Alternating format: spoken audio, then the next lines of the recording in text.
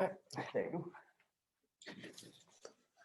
All right, everybody, we'll start with Associate Head Coach Ben Greenspan. Open it up to questions. Jacob.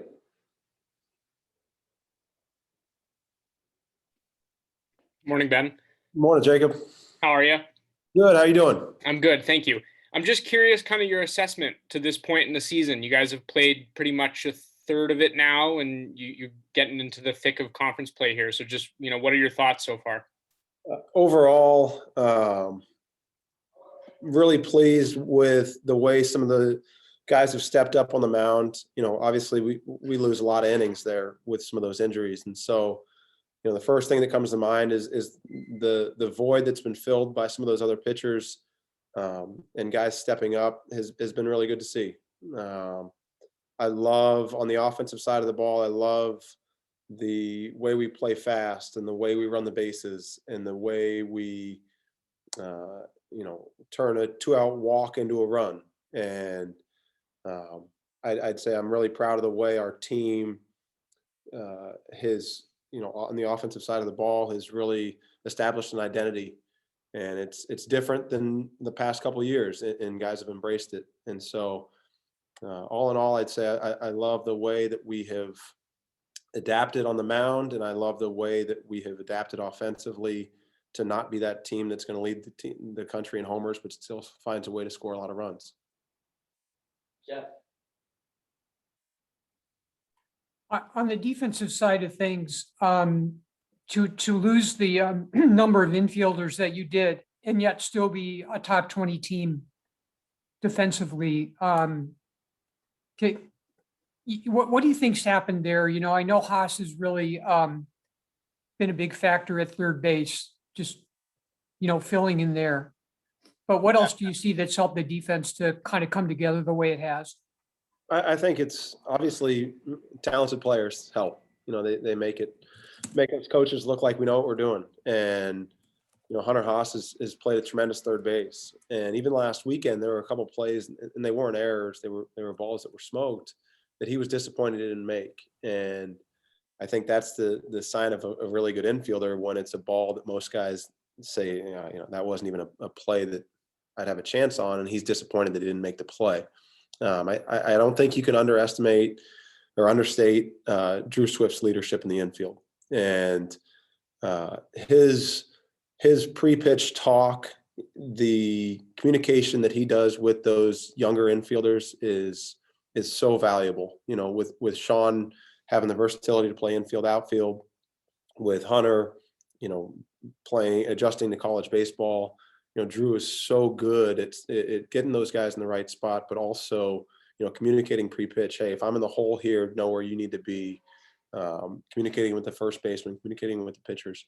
I think Joe Lampy's made a difference in center field too. I think he's as good out there as anybody I've ever coached, and his ability to get to the baseball and turn doubles into singles is pretty special. And I'd say all in all in the infield, though, it's a combination of really good, experienced leadership from Drew, coupled with good players.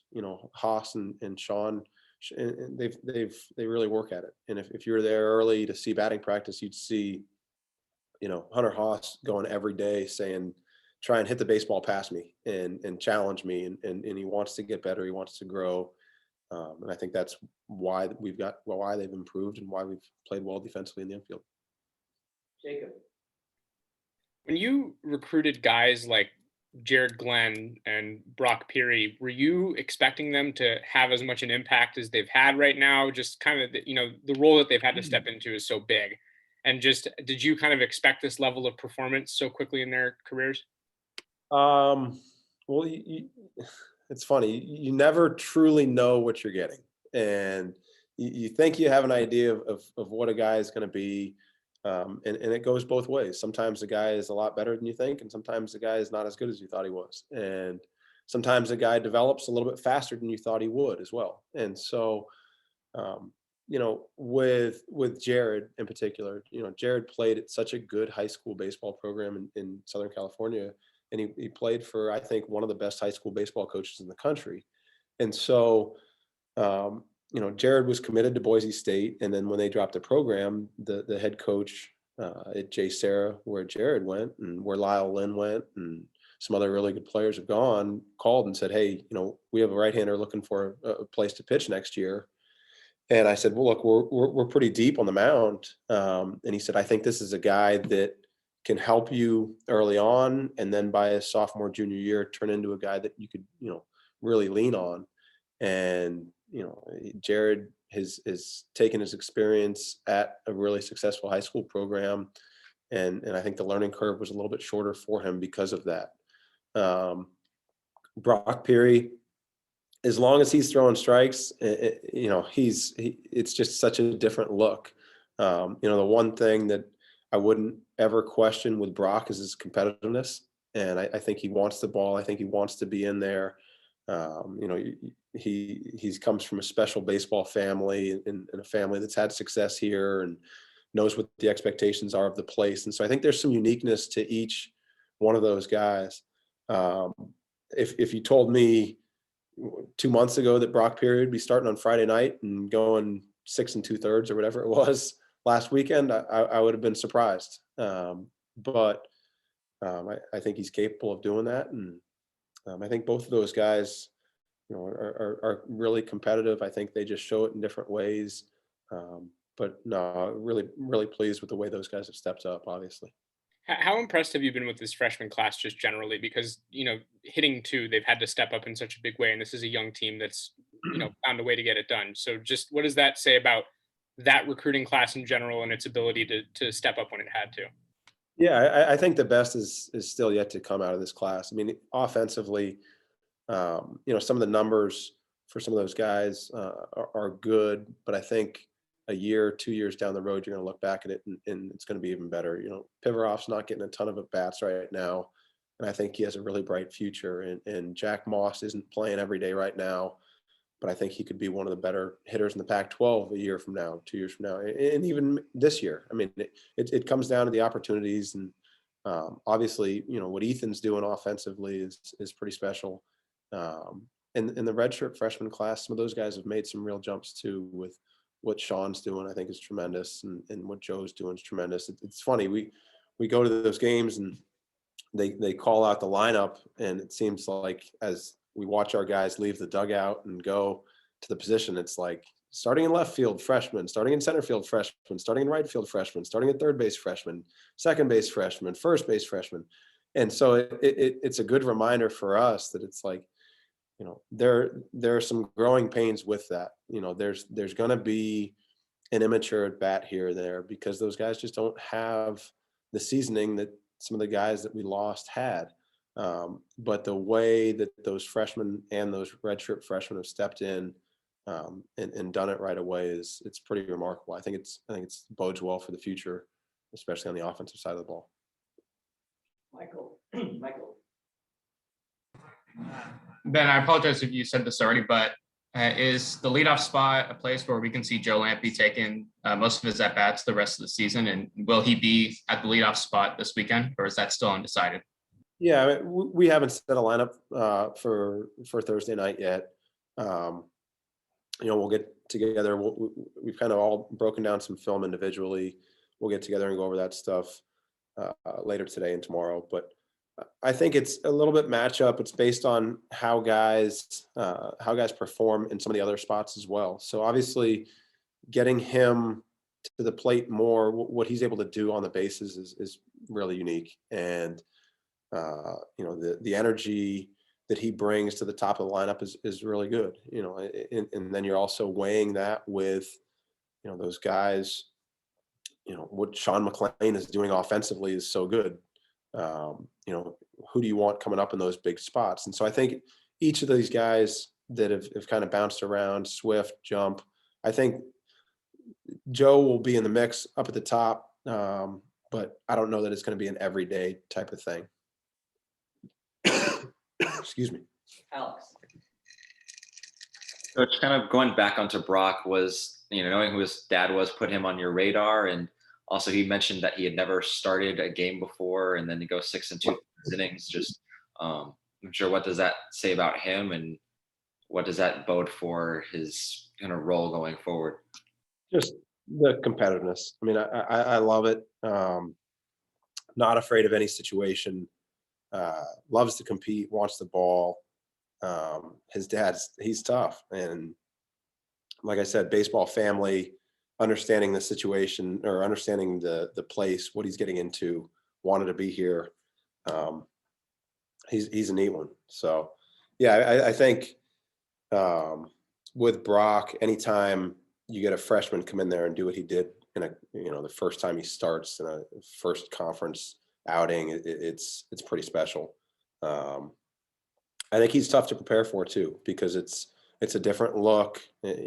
Not that it's like a football team preparing for the wishbone offense, but it's different. You don't see a lot of guys doing what he does, especially in that starting role. So, going into it, we were thinking, hey, let's see, what we can get out of Brock. And then he was having so much success. We said, why are we going to take him out in the third or the fourth? Let's roll with it. Yeah. It seems like Kai Murphy's pretty settled in pretty well in right field, and he's giving you good defense out there, and he's also giving you some quality at bats in important times. What are you seeing out of him? And also, where do you think Higgins is at right now? Sorry, I've got a tough cough, and I apologize. One sec.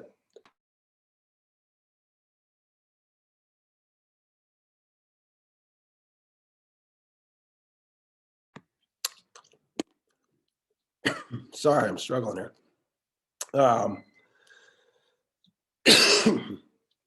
Yeah, what Kai's done offensively is what he was doing in the fall, and it's clutch at bats, competitive at bats. Kai's best at bats are in the biggest spots, and so from our standpoint, we want him up in a big spot with the bases loaded, second and third, nobody out. just love what he offers there. Higgins, we love the athleticism in left, love the competitiveness, needs to continue to progress offensively, but think, like we were talking about with some of those other guys, offensively, the younger position players is going to be really good in time. I think left field is still, we're still trying to figure it out, to be honest, Jeff. I think obviously if you look at the lineups, I thought Seth went in and did a good job last weekend. But we want somebody to really grab that position and run with it, over the next couple of weeks as we get into the thick conference. Alex. Kind of on a similar note with first base, what's been your evaluation of how that position has gone and how that position battle has sort of gone so far? Yeah, I think Ethan Long has really, performed and put himself in a position where he needs to be in the lineup every day. And so, you look at it and you say, okay, what are the moves? What Ethan's doing. If he's in there every day, he's probably at first or he's at DH. So if Ethan is at first and Jump is DH, and then left field becomes, what's the matchup? And if Jump is in left, Ethan DH, then you get that other bat at first base instead of left field. But I think Ethan in the batter's box has played from, really clutch at bats. He's situationally done very well. Runners at third, less than 2 outs. He's as good as we have. And he brings the same toughness, the same competitiveness in the batter's box, as some of those younger guys do on the mound. So I think Ethan's put himself in a position where he's in the mix every day to be in the lineup, and then it just depends on, where that extra bat is coming, whether it's at first or in left. Anything else? Sorry for the coughing, but thanks for having me, guys.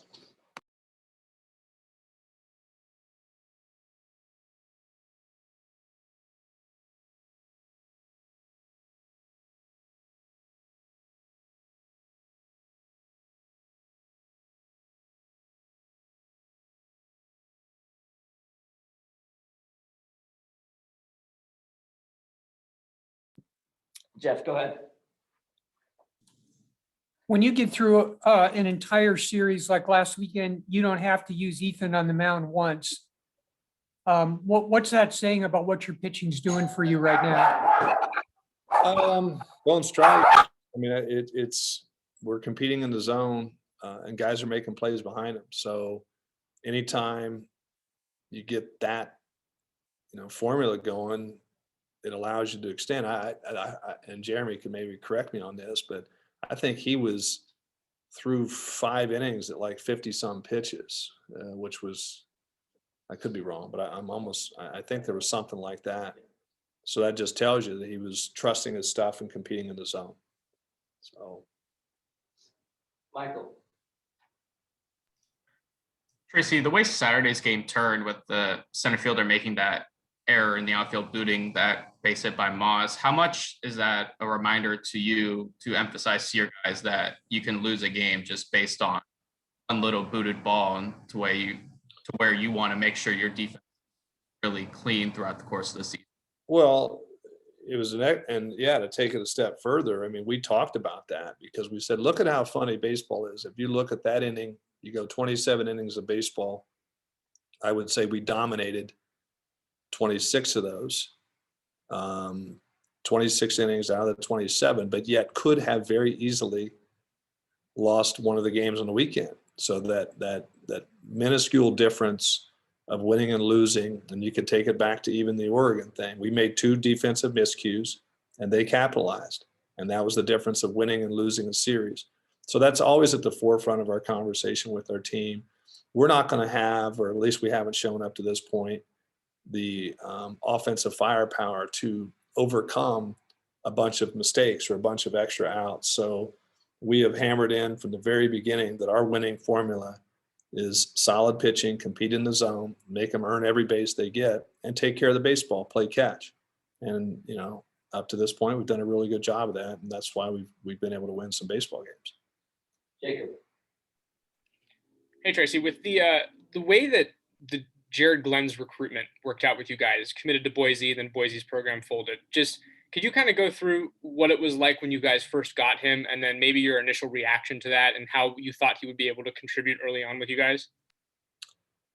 You can probably see my wry smile there. Like, there wasn't much of a recruitment, because once the program was shut down, and Brock Huntsinger who was with our program before, was actually the pitching coach there. And so he knew of him a little bit, but it kind of came together very late. Ben Greenspan, he had talked to his high school coach, and they've had some really, really good players there and some higher profile players than Jared. And the coach's comment was basically like, hey man, I know we've got some other guy, but this guy just wins. And so that's kind of all we really knew, because we didn't have a real history of evaluation on him. We were going on word of mouth on some other ones. So when he came, he kind of grew on you in the fall because the velocity wasn't there. It wasn't with some of the other guys, but he was always in the zone, and our guys were struggling hitting him. And my first, impression of him was like, okay, who's this Glenn guy? He's going to get some innings for us in the spring. We didn't know what the definition of those innings would be at that point, but he really kind of impressed us in the offseason of just his command of the strike zone and his willingness to compete in his strike zone with multiple pitches. And if you do that at this level, no matter how hard you throw, you're going to have some success. Alex. Hey, Coach, what differences have you noticed with Brady this year, maybe from a demeanor standpoint or a confidence standpoint, that's allowed him to be successful? Well, he's got a slider back, but probably more importantly is, he's in a role that is more suited for, where he is physically. And that's not a knock on him. It's just, you're always trying to strive as a coach to put guys in situations that allow them to have the most opportunity for success. They still have to go out and do it. And I think with Brady, in years gone by, and, we haven't had the pitching depth that we've had now. And I would say that we probably had to overextend him in situations where if he were tired or he was losing the slider that he had, we still stuck with him because, that's all we had, or that we needed that. Well, now we don't have to do that. So we can put Brady Corrigan out there and just say, hey man, go your max for, however many hitters, because we'll get you out when you're tired. So I think he's throwing a slider much more effectively this year, but we're also not overexposing him, and it's worked up to this point. Michael. Tracy, what have been your impressions of Arizona kind of looking over their team? And do you try to not get caught up in thinking that this could be a series bigger than it really is? Obviously, it's a rivalry. It's, both teams are very good and could have an impact in conference standings. How do you try and combat that aspect of it going into the weekend? Well, first part of the question, they're impressive. I mean, what they're doing offensively is really, really impressive. It reminds me a little bit of how we were the last couple of years in terms of the offensive firepower. I think they've scored 100 more runs than we have. I know they played maybe a game or two more than us, but still, that's quite a difference. So you have to respect the offensive ability. Jay will have those guys ready to perform. I think a little bit of the chink in the armor is just from the pitching stand, at least numbers wise. The numbers, you can still get to them, but you just got to be close enough to be in a position to win the game. As far as the rivalry thing, we talk about this every year, and it's that fine line where, yeah, you want to be excited about the rivalry, but I always say it's kind of more for the fans, because baseball is a funny sport. If you get yourself too amped up or too out of your rhythm or make more of it than it really is, I think that impacts your play. So our challenge is to make sure guys understand this is baseball. It's a baseball game. Like, it doesn't, the distance between the mound and the plate doesn't change because we're playing Arizona. What you do in the batter's box, or you got to hit it farther, or you got to throw it harder because it's Arizona. None of that stuff matters. It doesn't matter. We don't need to do that. Just go be who we are, and don't get all wrapped up in all the things. And I don't want to take it away from the fans. Like, I think it's awesome that the excitement is generated about that. But at the end of the day, it's two teams competing against each other, and it's a conference game.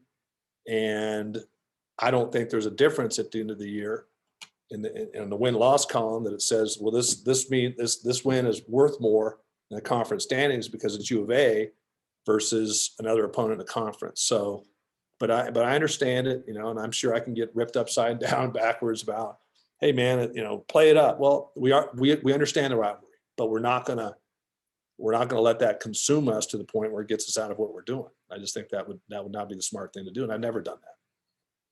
Jeff. Do you have any updated report on the 3 injured pitchers and where they got through their surgeries and whatnot? Yeah, they're mentally, they're coming around, as we've talked about it on here before. That's a tough blow.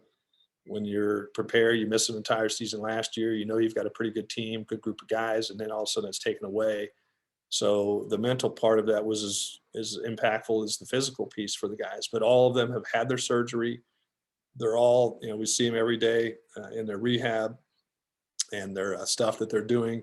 But I've noticed just they're in better spirits, if you will, just as the reality of the situation, and they're excited to contribute in whatever way they can, whether it's managing the bullpen or, encouraging younger pitchers, but excited to do that and play a part, and, getting themselves on the mend to be a part of this thing next year on what we think is going to be a really good team. So they're all doing great. They really are. Jared. Hey, Tracy, was it nice to just have your starters kind of get some depth, and you could really space out kind of your bullpen's innings this past weekend, given, of course, this weekend you're going to face a real good Arizona offensive team and you might have to play a lot of the matchups this weekend? Yeah, I mean, you're going into it, as I've said, we want 6 outs. Like, hey, starter, give us 6 outs, and we can work from there and go matchup. So when you get beyond the 6 outs, that's certainly a plus, and it shrinks that stuff that you have to do in the middle. So for those guys to go out and do what they did last weekend against another good offensive team was really beneficial, I think, and really contributed to the overall success of the weekend, because we were not having to extend or overextend our bullpen because of the job that our starters did. So whether that happens again this weekend or not, I mean, none of us can look into a crystal ball and know that. but it was good to see it when it happens like that. But I think we're definitely prepared to do the matchup thing and use multiple guys because that's the plan going into it anyway. So anything beyond that's a bonus, and last weekend certainly was a bonus. And just to follow up on that, has been the usage of the bullpen just about what you expected so far this season? I mean, given you had the injuries, but has it been about what you expected, or you had to go maybe more to them? Well, at all? yeah, I mean, anytime, and that's the thing that, is hard to explain to people who, because I've heard the, the variety of, well, not the comments of, hey, next man up, and okay, I get it. And then it's, okay, now next man up, and then now we're dealing with three. But every time you move somebody sequentially up that line, it might be, as we talked about this with Brady, taking them out of a role that's not best suited for them. And so that's been a little bit of the challenge, is trying to just forecast each individual game situation, because we've used, and I don't want to say it in a negative context, but we've used a very non-traditional Friday starter for this league. But it's worked out because they're competing. So as long as guys compete, we feel like we have the pieces. It may not be in one body, but we feel like we have the pieces that we can kind of manage a 9-inning game. And, but we're still early in this thing, and, things are going well right now, and we're going to hit some bumps, I'm sure, along the way. But it's just, as long as we compete and throw strikes and compete in the zone, I'll take our chances with our defense to always be in a position to win the game. You're not going to win all of them, but you want to be in a position to win the game. And up to this point, I think we've done a really, really good job of that. Alex. A couple of questions on Brock. First was, knowing who his father was, did that get him on your guys' radar? And then second, I know you're talking about, playing to the matchups, but did his last start give him or earn him the opportunity to start on Friday once again? Well, the recruitment piece, we've seen him. He'd been to the camp, and we had seen him. My assistants have seen him perform in different settings. But just having the name doesn't get you on the ASU roster. But I think, you're always going to take a special look at a legacy player, and then knowing the things about his father, knowing how competitive he was, and their love of this place and desire to be here, because our philosophy in recruiting is we want guys that want to come. And there was never any real doubt that Brock wanted to be here. It was just, was it going to be a good fit both ways from a performance standpoint?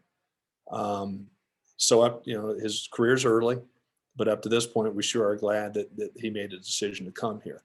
Did he earn the opportunity to start again? I mean, we're looking at the matchup piece of it. I think certainly performance-wise, you could say that, but as I've said, we don't want to be disillusioned with, there's not enough history here to say, I can guarantee you that it's going to be that way every single time. Arizona's got a lot of left-handed hitters, a lot of power left-handed hitters. So we have to take that in consideration, and it's going to be more of the matchup, but we feel comfortable. And yeah, he's probably earned the right to at least see what he can do. And if we got another 6 1/3 or whatever, 6 2/3, whatever it is out of him, maybe this is a different conversation next week. Jacob. Now that you're roughly a third through the season, what have been some of your biggest takeaways so far, and just, what you've been happy with, what you still think needs to be improved as you guys continue to get deeper into conference play, just the overall assessment at this point? The word, when we use it around a lot, is relentless, and relentless in all areas. We knew this year was going to be unusual. We knew it was going to be unusual from the time we stepped back on campus in the summer, from the summertime. So I've really liked our response to every piece of adversity that you could throw at us, whether it be, COVID, tests, or anything. And then certainly the injury bug. And I just think that mindset of, it doesn't matter, we're going to do whatever we need to do to try to be successful and not make excuses and whatever. So I've been really pleased with that, because we've overcome that. I don't care who you are. And I don't care who you play. You take your 3 top starters out, your entire weekend rotation, that is a blow. That's a tough thing. And the fact that Will Levine doesn't pitch on the first 2 weekends, doesn't touch the mound the first 2 weekends, and then comes in given the misfortune of some, but to the opportunity of him, and comes in and does what he's done now and has asserted himself as a legitimate. So when you talk about guys stepping up, that's what you like to see. So I think we've done a really good job of that. And not just him, other guys, Brock. I mean, I can tell you right now, if those guys are healthy, as sure as I'm sitting here, Brock Peary would not have been starting last weekend. And so it's just, I like how we've responded to that. And I'm sorry, the last part of your question. Yeah. Is there anything that you would say still needs to be kind of improved or worked on? Oh yeah. Yeah. I mean, a lot. Like, yeah, I mean, I think there's some times we take a little bit dip off, like we'll show our immaturity offensively sometimes, just in counts and stuff. So that higher level thinking of how they're trying to get you out, your plan at the plate. I think those things definitely. We're still trying to nail down, as you've probably seen, we're still trying to nail down that left field position. And I think we're getting closer to that. At least I hope so. And then just playing solid, smart baseball. There's still a couple, and we take notes during the game. There's some mental mistakes that happen, whether it's a missed sign or something like that. But those are the things that we have to clean up because our margin of error is not good. It's not big. So we have to play, I don't want to say perfectly, but we've got to play darn near perfectly because we're not going to be able to play over a bunch of mistakes by going out and hitting 2-3 run homers. That's probably just not our DNA this year. So, but that doesn't mean we can't win. And I think we've seen that. So we just got to continue to improve on those things and make the little things matter. Michael? Tracy, I know you said after Friday's game that Joe Lampy was the leadoff hitter because you were without Hunter. Is the leadoff spot a place where he could be taking a lot of at bats the rest of the season, or is that just simply based on with Hunter being out this weekend and perhaps any other matchups that you guys had? Yeah, it's going to depend on him. I mean, because the role is, to me, the leadoff piece, there's no question. When Joe gets on base, he's a problem. But you want your leadoff guy to get on base and get on base a lot. And that's been a little bit of the problem. But I just think there's this, certainly we've talked about this here, the media perception, the fan perception of Joe Lampy on base all the time.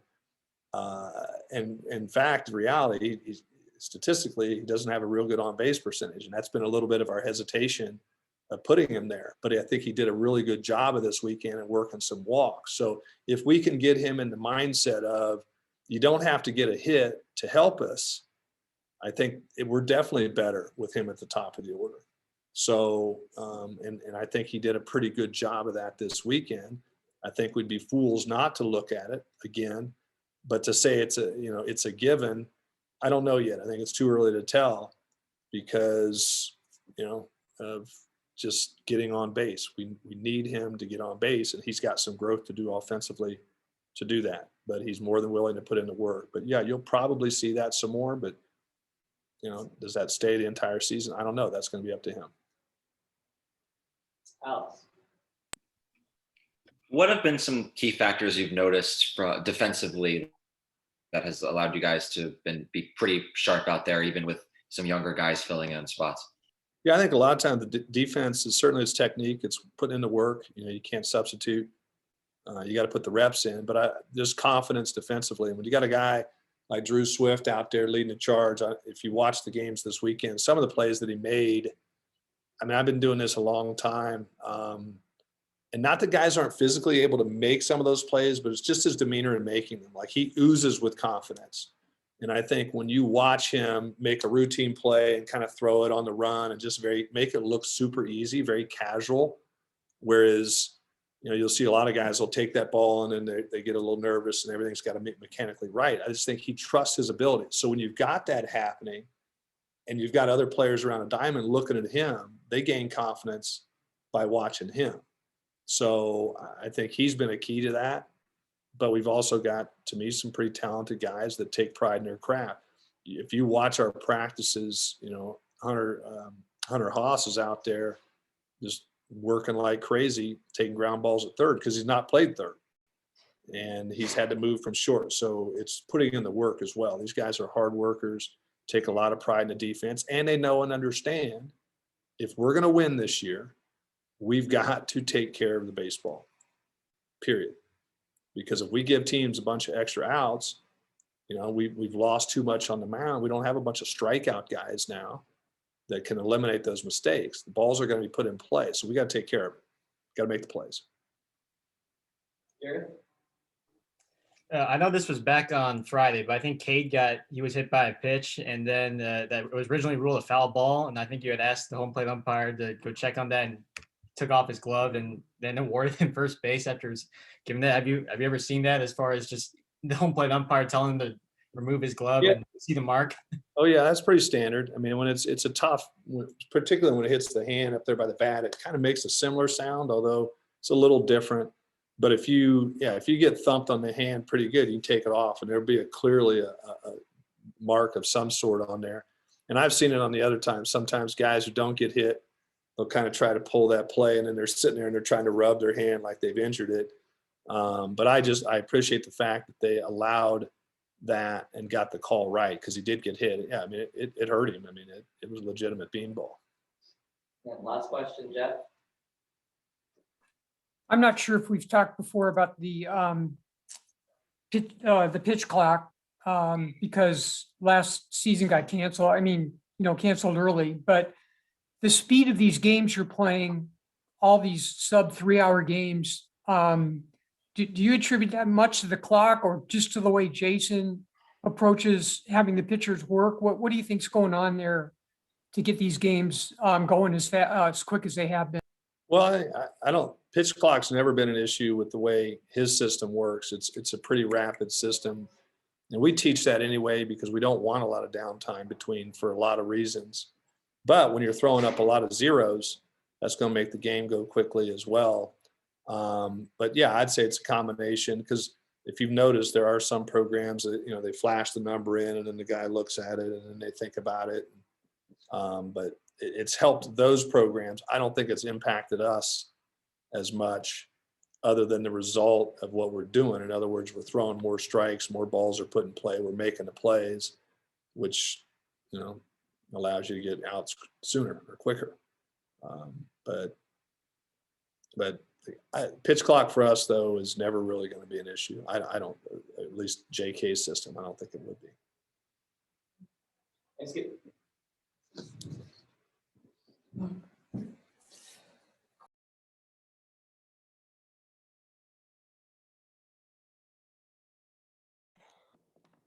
Got Michael early here. Questions? You can put your mask I'm going to do it like this. on. Jacob, go ahead. It's after a bad game. Hey, Mike, how are you? What's up, Jake? I'm doing well. Appreciate it. I'm curious just what your overall assessment is through about a third of the season, 20 games in. What's kind of the overall picture in your opinion? I think you're speaking offensively specifically, I'm guessing, right? Yeah. Yeah, the guys are doing what we want them to do. We said at the beginning, we're going to be a different team. We're going to play with some speed, move some runners situationally. And like I told you before, they've bought in, and I think you really saw it this weekend. Like we played fast, we played aggressive, and even when they haven't done what they're supposed to do, it's always with intent, and they're trying to. So we're on the right track with all of that. It's going really well. So my assessment is we are on the right track. We are getting there, not quite there yet, but as you can see, week by week, it's gotten better. Took a little bit of a step back against Oregon, but first time on the road, really tough pitching, tough conditions. It's kind of like, look, guys, we're fine. We're not going to panic on it. And we did the same stuff during the week and had a great weekend. So definitely on track and still moving forward. Alex.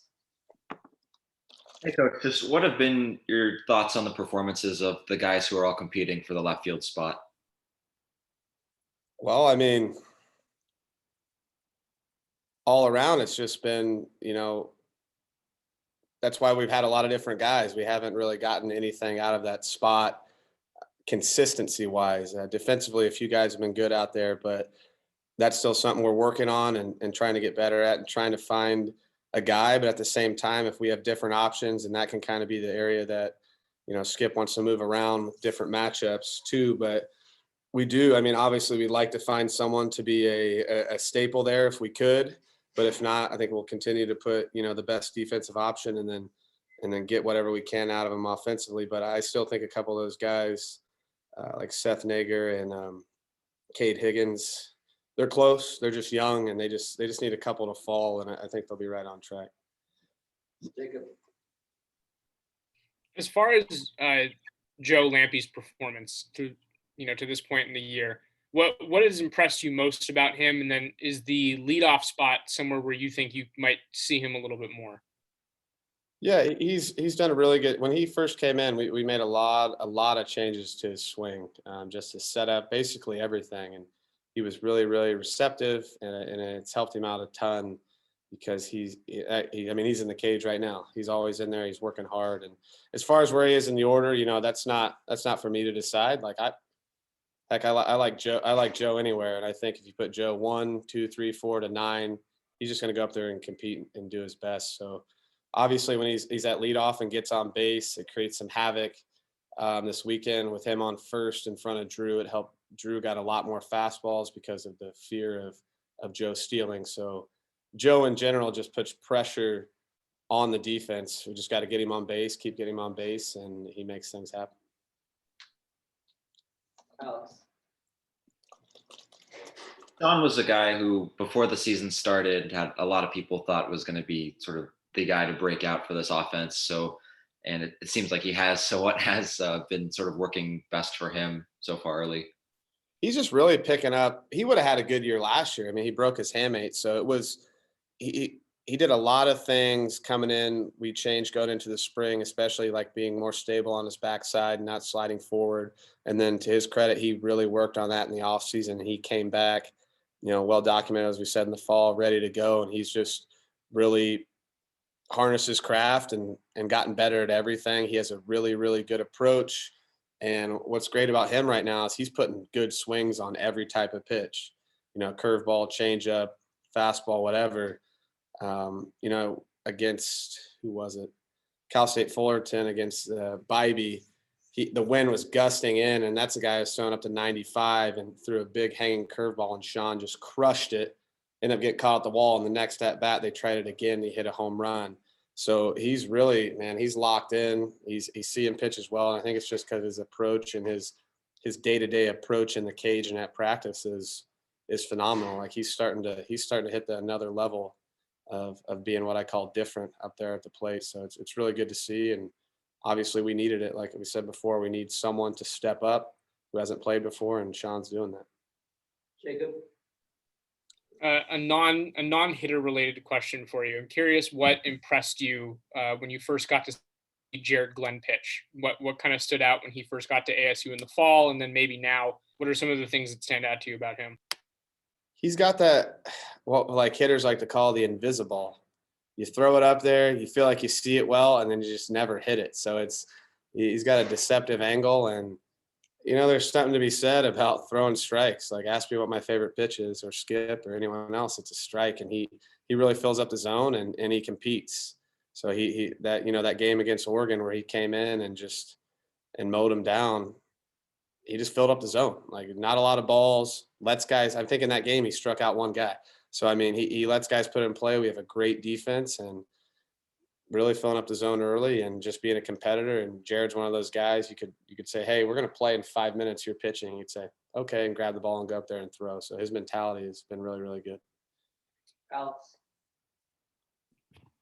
What can you say about the team's sort of ability to adjust so far, either series to series, game to game, even at bat to at bat? It's just, it's something we practice. Every week we try to prepare as much as we can for the Friday guy, but we also, our mentality this year is it doesn't matter what they throw up there. It doesn't matter what the plan is. Sometimes baseball's hard. Sometimes the plan is wrong. So we like to, there's a fine line of making an adjustment or sticking to what you're doing. But the guys have just done a really good job of trusting what we've done during the week and, really taking that into the game. And I think as coaches, we try to give them ownership and tell them what the pitcher's going to do and what kind of stuff he has, prepare them with drills, machine work, working the same velocities and spin rates as the guys we're going to face. And, some of it is kind of trickery, like, just filling them up with confidence, try to make them as confident as possible, but also preparing them at the same time. And, it's just a no excuse mentality. Like it really is. We could prepare for a righty all week, and then 5 minutes before the game, they could go lefty. And with this group, it's just like, all right, whatever, just roll the balls out and play. We know our mentality up there at the plate, and that's something I think we've really changed. Like, I don't think we necessarily have a game plan as much as we have a mentality or mentalities. Like, this is what we're doing today. And when you have a mentality, I think that's better than a plan, if that makes sense. It's just a way of how you do things and how you go about things. So if things go wrong, it doesn't matter. If you stick to that type of mentality, you can have success. And I think just kind of flipping the verbiage on that has helped them a lot. Alex. To follow up on that, do you think the guys working with a mental coach and Scott Pelton has sort of helped them hammer that ideal down? Yeah, I'm sure it has. I don't deal much with that, but I encourage them to use that as much as possible. And I know Scott does a really, really good job with them. So, and that's the thing too with me. Like I always said, I'm more of a psychologist than a hitting coach. So teaching off failures I had as a player, as some of the other guys had as a player, even player to player, are the best coaches there is, because they can talk to guys when they've failed, because they've all done it too, and things that help them get out of it. So yeah, so the mental part and what Scott does is really, really beneficial, and it helps them slow it down. It's easier sometimes to talk to someone like that instead of a coach. So it's good for them to be able to just be free and speak, and sometimes just speak things into existence. Anyone else? Thanks, guys.